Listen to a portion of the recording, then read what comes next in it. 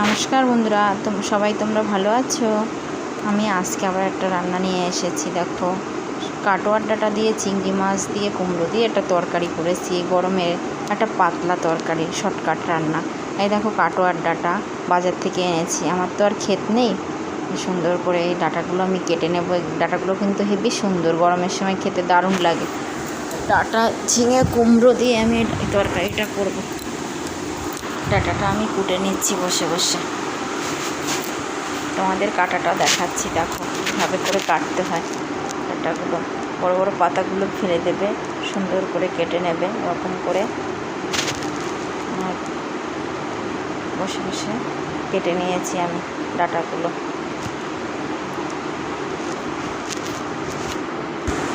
সুন্দর করে কেটে নিলাম।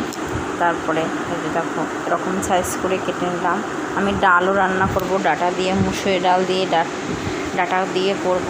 আর এই দেখো, কুমড়ো কেটে নিয়েছি, আলু কেটে নিয়েছি। আমি এই চিংড়ি মাছ দিয়ে রান্না করবে। চিংড়ি মাছটা ভেজে নিচ্ছি। কিন্তু জ্যান্ত চিংড়ি, সেদিনের যে জ্যান্ত চিংড়িগুলো এনেছিল সেগুলোই আমি রেখে দিয়েছিলাম খানিকটা।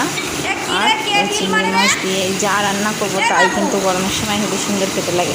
আর গরমের সময় জানো, অন্য কোনো মাছ এতটা খেতেও ভালো লাগে না, চিংড়ি মাছটা একটু খুব ভালো লাগে খেতে। যেন ডাল ভালো লাগে, টক ডাল ভালো লাগে, খুব সুন্দর লাগে টক ডাল খেতে গরমের সময়। আর একটা পাতলা তরকারি হলেই হয়ে যায়। দেখো, আমি চিংড়ি মাছগুলো সুন্দর করে ভেজে নেবো, লাল লাল করে চিংড়ি মাছগুলো ভেজে। চিংড়ি মাছ ভাজা হচ্ছে।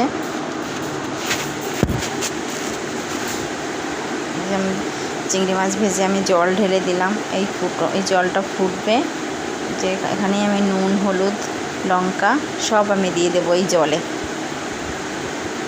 এই জলের মধ্যে নুন, হলুদ, লঙ্কা, লবণ সব দিয়ে, সবজিগুলো সব দিয়ে ঢাকা দিয়ে দেবো। এই জলটা ফুটে গেছে আমার। আমি সবজি এক এক করে সব সবজি দিয়ে দিলাম।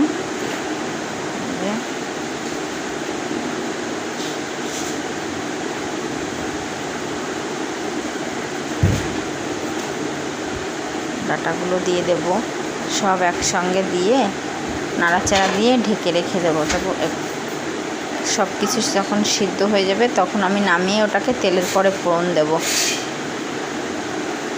নাড়াচাড়া দিয়ে দেখো, এইভাবে রান্না করলে কিন্তু দারুণ খেতে লাগে জানো। এই ডাঁটাটা তরকারিটা না কষিয়ে যখন একদম গরম জলে বসাবে না তোমরা, দেখবে কি সুন্দর একটা আলাদা টেস্ট আর সুন্দর একটা কালার হয়।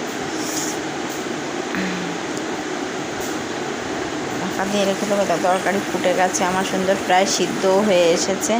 আমি তেলের পরে দিয়ে দিচ্ছি, তরকারিতে নামিয়ে ফোড়ন দিয়ে দিয়েছি। জিরে কটা আমি তুলে রেখে এইভাবে করে আমি জিরে বেটে দেবো। অল্প একটু জিরে তো আমি ওই গামলার মধ্যে করে চামচ দিয়েই ডলে দিয়ে দিলাম। ওটা আর বাটাবাটি করতে লাগলো না। এটা মানে অল্প সময়ের মধ্যে একটা তাড়াতাড়ি সুন্দর রান্না। তরকারিটা কিন্তু খেতে কিন্তু হেবি সুন্দর স্বাদ হয়। এরকম দেখো, সুন্দর একটা ফ্লেভার এসছে তরকারিটায়।